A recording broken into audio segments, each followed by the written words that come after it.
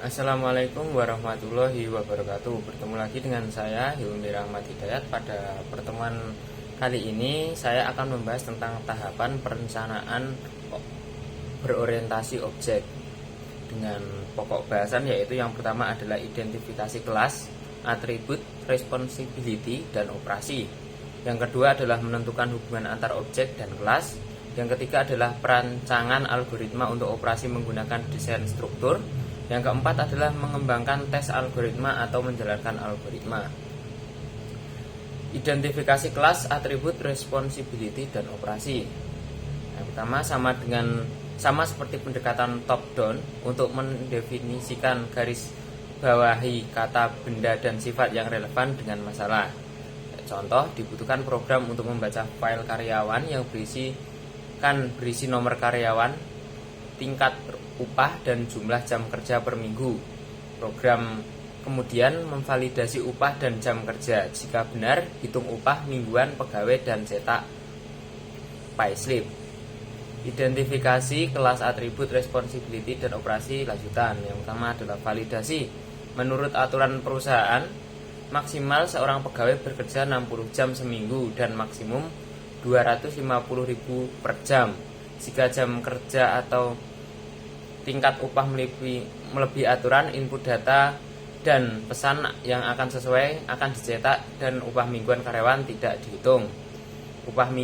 Hitung upah mingguan. Upah mingguan dihitung jam kerja dikali tingkat upah. Jika lebih dari 35 jam kerja, pembayaran untuk lembur jam kerja dihitung setengahnya.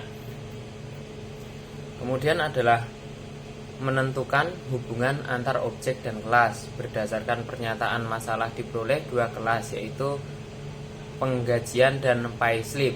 Objek dari kelas penggajian menggunakan objek dari kelas payslip. Hubungan antar kelas digambarkan dengan notasi UML. Perancangan algoritma untuk operasi menggunakan desain struktur. Setiap operasi dalam kelas memerlukan penjelasan langkah demi langkah, instruksi yang menghasilkan perilaku yang diperlukan. Masing-masing algoritma dimulai dengan nama operasi yang diakhiri dengan pernyataan N. Data yang dibutuhkan objek payslip dikirim dari pengkajian segera setelah diciptakannya nilai atribut tersedia untuk semua operasi di dalam kelas.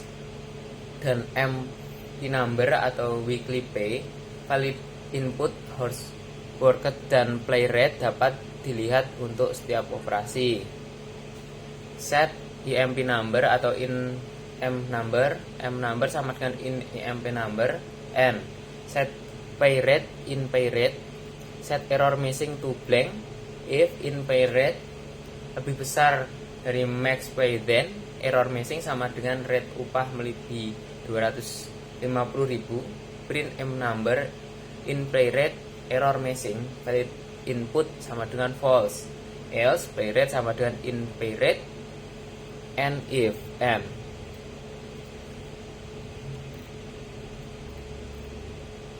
Perancangan algoritma untuk operasi menggunakan desain struktur lanjutan. Konstruktor payslip dapat menggunakan mutator untuk memperbarui nilai-nilai atribut. Namun jika data tidak valid, nilai tidak akan diperbarui. Mungkin diperbarui dengan data yang tidak valid. Oleh karena itu, standar konstruktor harus memperbarui seluruh atribut. Konstruktor menerima input yang dapat memanggil standar konstruktor sebelum pengaturan nilai atribut. Objek eksternal perlu mengetahui tentang validasi payslip dan upah mingguan yang dihitung. Aksesor menginfokan objek lain tentang validasi payslip. Mengembangkan tes atau menjalankan algoritma. Yang pertama adalah langkah terakhir adalah mengembangkan kelas yang memiliki operasi dengan algoritma seperti baris utama pada program prosedural. Yang kedua adalah menjalankan algoritma dengan membuat kelas yang berisikan algoritma utama. Tes atau menjalankan kelas menyediakan interface antar objek payslip dan lingkungan luar termasuk pengguna. File data absen merupakan bagian dari interface antara lingkungan luar dan objek payslip. Data absen akan menjadi atribut pada driver kelas dan driver konstruktor akan membuka file. Mengembangkan tes atau menjalankan algoritma lanjutan. Input adalah data absen, IMP number, hours weekend, dan play rate. Dengan proses baca data absen buat payslip dan dari data absen. Output cetak payslip, pesan kesalahan untuk payslip yang tidak valid. Analisa kasus. Sebuah sawah berbentuk segitiga. Kalimat ini dimaknai kita dapat membentuk kelas sawah segitiga, tetapi bagaimana jika dihadapkan dengan bentuk sawah yang berbeda-beda, itu segitiga, bujur sangkar, persegi panjang, dan poligon. Sawah dapat menjadi abstrak, dan bentuk sawah segitiga, bujur sangkar, persegi panjang, atau poligon merupakan turunan dari sawah. Abstrak dapat diumpamakan sebagai kepala tanpa adan, di mana informasi berupa konsep.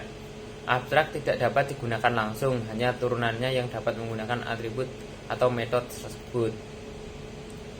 Review pengertian kelas. Kelas nama, kelas atribut, dan kelas metode.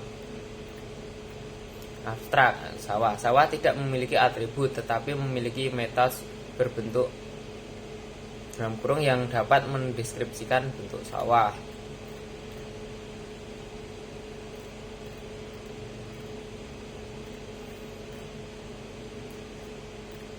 Bagaimana jika bentuk sawah berbeda, misalnya bujur sangkar?